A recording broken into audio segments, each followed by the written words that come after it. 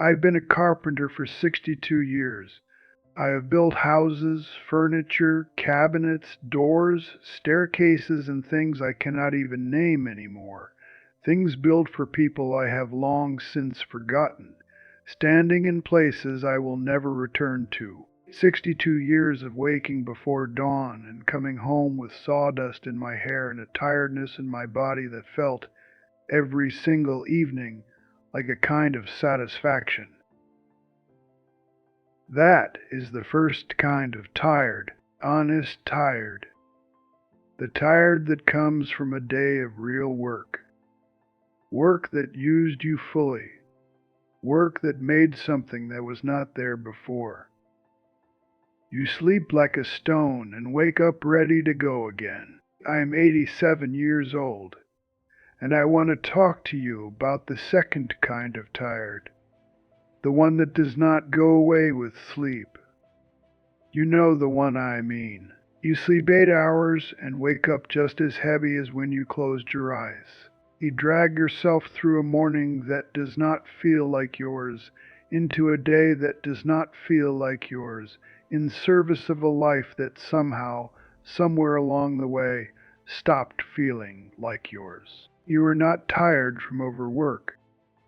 I know what tired from overwork looks like. I have lived it.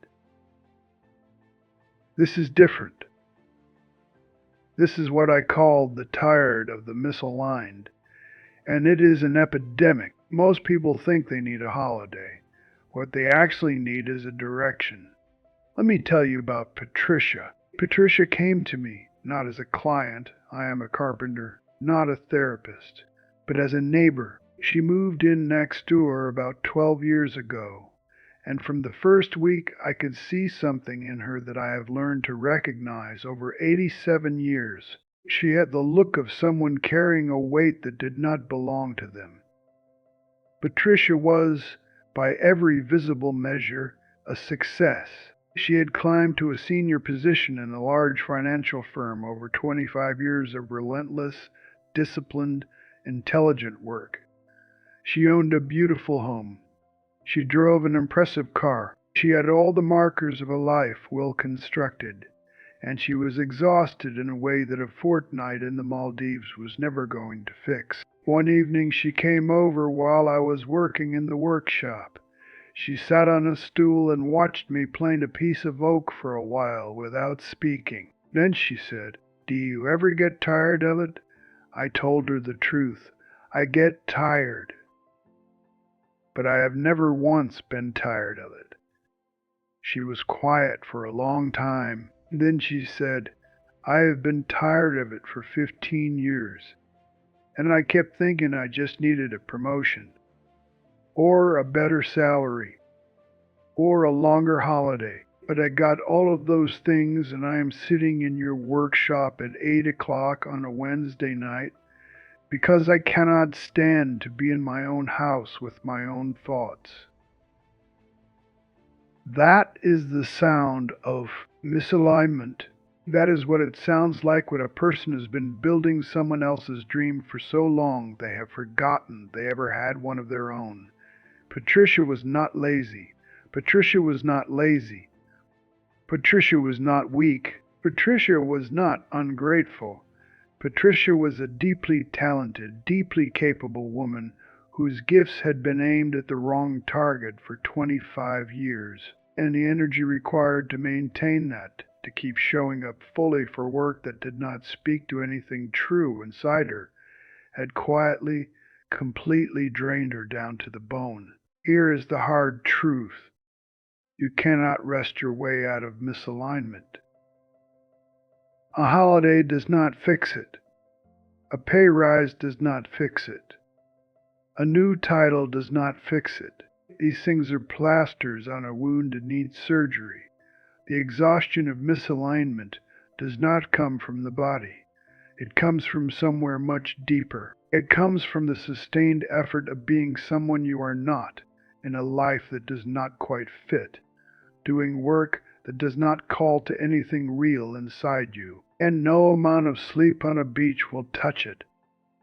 The only thing that begins to fix it is alignment. even a small amount.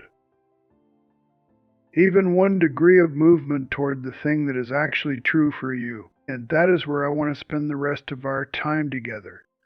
3 things. Simple. Earned over 87 years and 62 years of building things. First, audit your energy, not your schedule.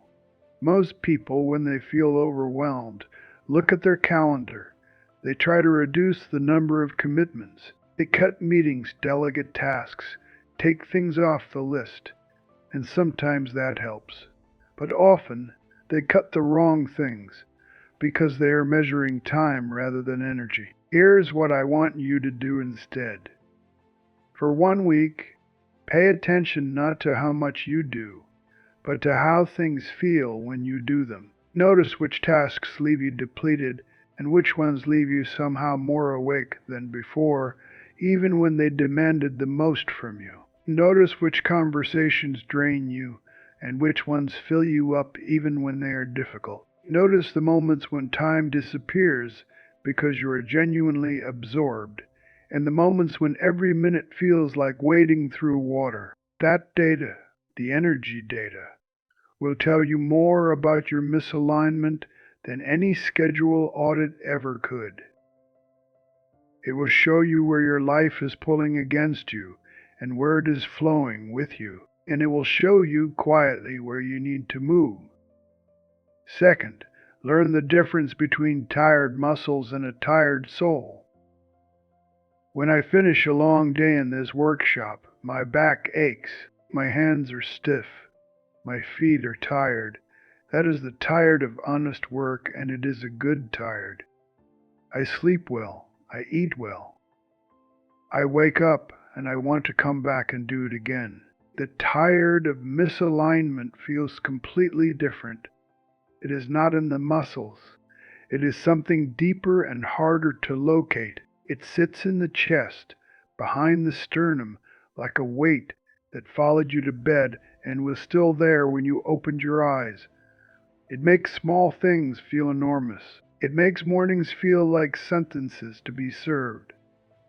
It does not respond to rest because rest is not what is missing. When you feel that tired, the second kind, do not reach for another holiday or another cup of coffee or another reason to push through.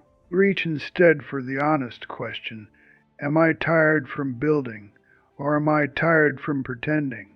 Because the answer to that question is the beginning of everything. Third, find your 1 degree. I am not telling you to quit your job today. I am not telling you to burn down the life you have built and start from nothing.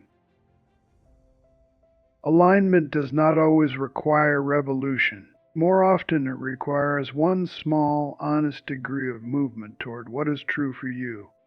Patricia did not walk out of her firm the next morning. What she did the very next weekend was sign up for a pottery class, something she had wanted to do for 20 years and had never allowed herself the permission. It was 1 degree, one small movement towards something that was actually hers. Within 6 months, something had shifted in her. She was still in the same job. The job had not changed, but she had, because she had given the true part of herself one small place to breathe, and from that small breath, other things became possible. Conversations she had not been able to have before, clarity about what she actually wanted, the courage, eventually, to make larger changes. But it started with 1 degree. One pottery class on a Saturday morning. You are not looking for permission to blow up your life. You are looking for permission to let one true thing in. Today. This week. One small movement toward what actually belongs to you. I am 87 years old. I've been building things since I was 25, and here is the test I use in my workshop when I am not sure about a piece of wood, whether it belongs in the structure I am building, or whether I am trying to force something that does not fit. I hold it in my hands. I feel the grain. And I ask, is this wood trying to become what I am making it, or am I fighting it? Wood that wants to be what you are making it flows. It planes smooth. The grain runs in the direction you need. It cooperates. Wood that does not want to be what you are making it resists, splits, splinters, fights you at every stroke. People are the same. When the work fits, when the life fits, there is a flow to it even in the difficulty. There is a tiredness at the end of the day that feels like completion. When it does not fit, you feel it in the bone, in the soul, in the particular exhaustion of a person who has been fighting the grain their entire life. Stop fighting the grain. Find the work, the life, the direction that runs with what is true in you. It will not be easy, but it will not feel like this.